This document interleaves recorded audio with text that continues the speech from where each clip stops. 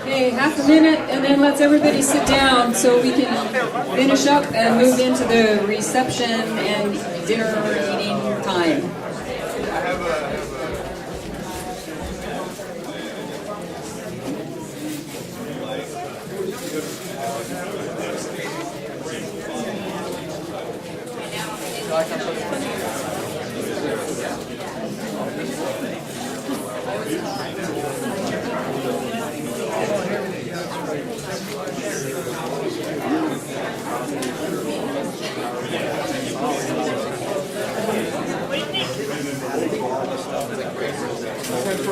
Okay, we're about ready. Everybody sit down.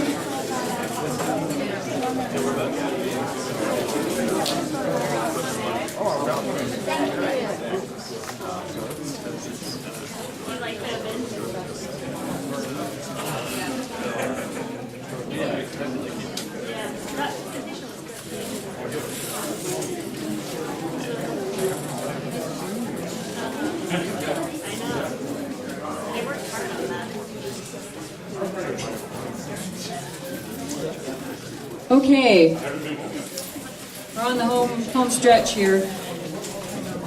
Okay, you've met Toby before. Now you're going to meet him again, and he's going to talk to us about next steps and strategies and the kinds of things we've been concerned about in terms of really pulling together, being a force to be reckoned with. And it's a long haul, but we'll start some thoughts about it. All right, everyone. Another speaker. I just want to say, just for myself, I want to say thank you, everyone, for hanging in.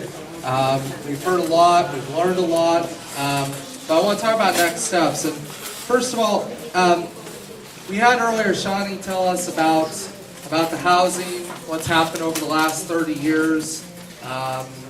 We've heard that the safety net is gone. We've heard that labor could not ditch the community.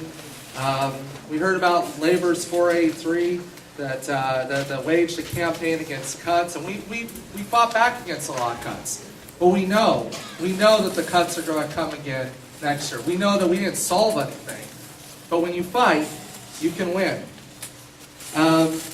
We heard from Opal that they have a bus drivers unite budget. We've heard about the struggles to keep Humboldt and Harriet Tubman open. We've heard that we need permanent solutions, not just Band-Aids. So the question is, all these things that we've heard, in addition to hearing about how the budget process is, in addition to hearing about where the money is, the question is, how do we build coalition with each other? How do we go get the money? How do we work together? I don't think anyone in this room thinks they can do it individually just within their group or organization. We have to work together. So, out of this meeting, here's a couple things that we would like to achieve towards that end. The first thing is that a few weeks from now, we are going to be sending out a summary of all the things that were put up on the boards, all the information that's taken. This wasn't just for today. This was actually to help group together a long-range campaign, a long-range vision. To do precisely that, create a coalition that can fight to get the money to work for us. But to do that, we've got to also develop a continuations committee of some sort. We need people who are invested in this to come together and help coordinate this. You who are in struggle right now all over the place, you basically represent your organization here today. If you look around, we've got a pretty good sized group, but we need more people. We need more organizations. We need to grow. We can't just stay here. Every one of you have now seen a process. How many people do you think know outside of this room about urban renewal? So we have a responsibility, a deep responsibility back to our community, which is not to keep this information here. This information, we need to go out and invigorate our friends, our neighbors, our unions, our community groups, that there is solutions out there, that there is a way forward. And that the 1%, we know their games, we know part of their tricks, and we're going to learn more as we go on. So basically we're looking at a three-pronged approach towards this thing. First of all, we want to have a decision process like I was talking about creating a continuations committee. if your group is in struggle right now, we want you really on that. If you're interested in overseeing this and making this work, we need you to be part of that process. We want direct action, though. We've talked about next week, there's City Hall is having urban renewal coming up at City Hall, the new urban renewal zone. Things like this, we need to start challenging the 1% when they want to put in these processes. I also want to mention too, I believe the Northeast Black Working Group is here. Is that correct? Yeah. All right. Didn't you guys just do something amazing in terms of direct action?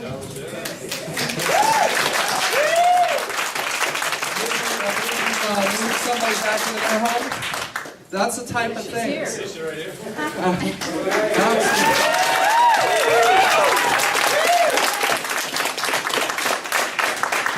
That is an incredible inspiration. That's the type of direct action that we need that puts things forward. More to come. Absolutely.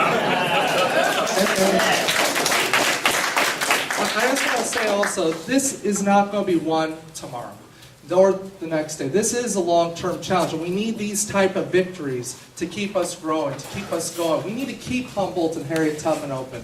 We need to take this on right where it's at. And so I really want to encourage people to if you're not, if you haven't signed in to this, please sign in. We want to follow up with you. We want to create a long-range coalition. So I want to just finish by saying this, is that the 1%, meetings like this, put the 1% on the run. Because they want us to be playing their game, making the decisions that they give us to make. When you are educated, when you're armed about how they use money, what it's all about, in the last 30 years, the tax burden has gone from the 1% precipitously over to us. We are carrying the burden. We are paying for it. We're paying for it. If we can't afford it or we can't pay for it, they close our schools down, they close our roads down. Meanwhile, they open up a second or a third home.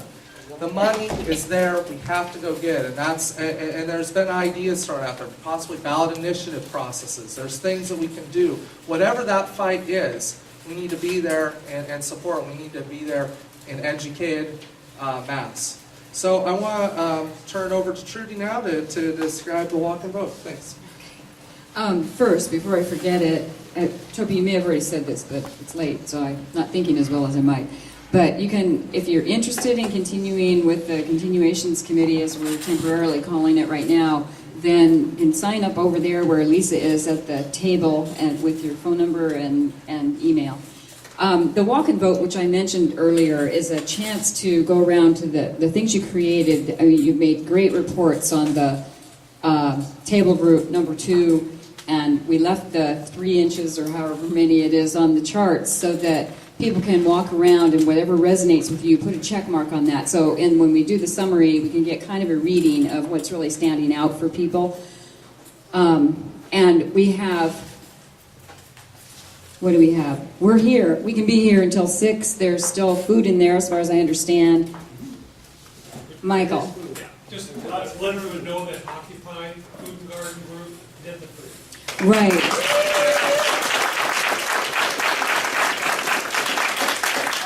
Coffee and tea came from Equal Exchange, which is a fair trade company with fair trade products, and there's some stuff, literature back there, so they should be appreciated for that. Nathan's going to take over now and tell us even more about who we should appreciate. Yeah, this is the appreciation train.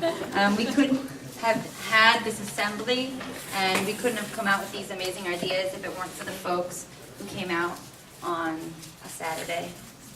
I know we're all invested in a lot of struggle, so it's a big deal to spend your free time on a 6-hour meeting, but I think this is a really huge first step. So let's give ourselves a round of applause. And I know for me that I was moved by many of the presentations from the groups we invited to speak to their individual struggles. I had no idea what was going on with Harriet Tubman, and each of our presenters did an incredible job telling their story, and let's give them a round of applause. I would also also really like to thank Trudy. Not only, folks, you've seen Trudy today navigate this process with us, but she was a huge help in facilitating the entire planning process to get to today, and we couldn't have done it without her. I'd like to thank the planning committee.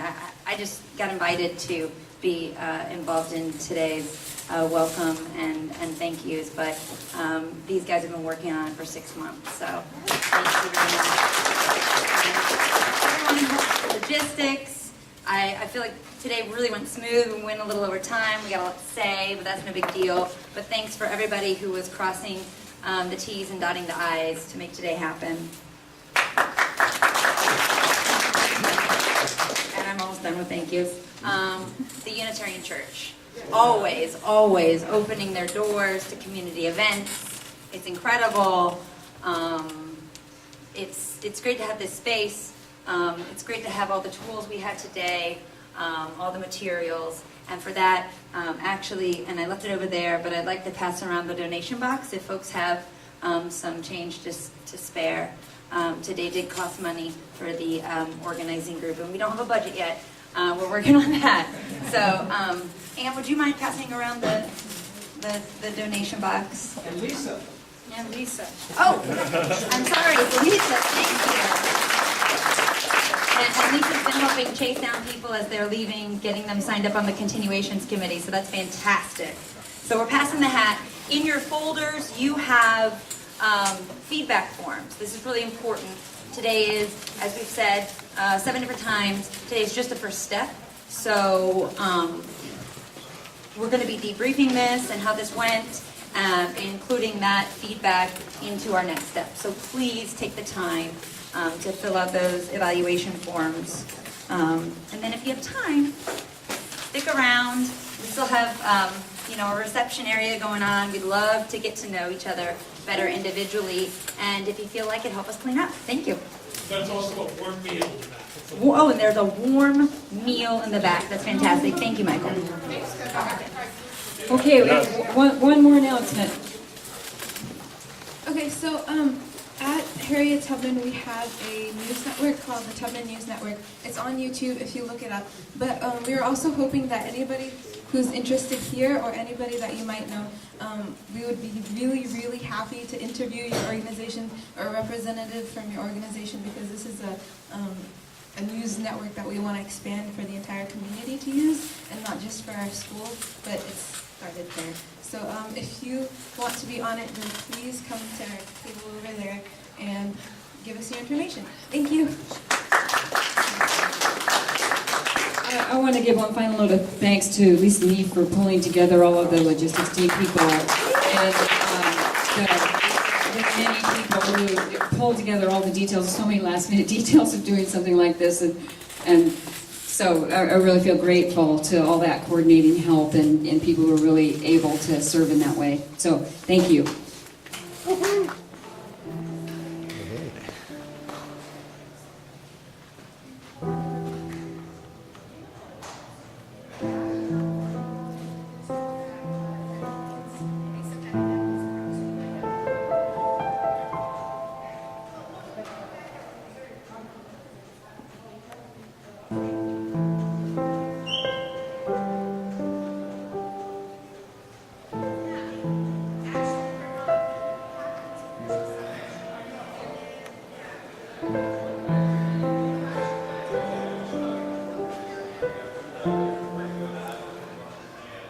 Thanks for all your hard work.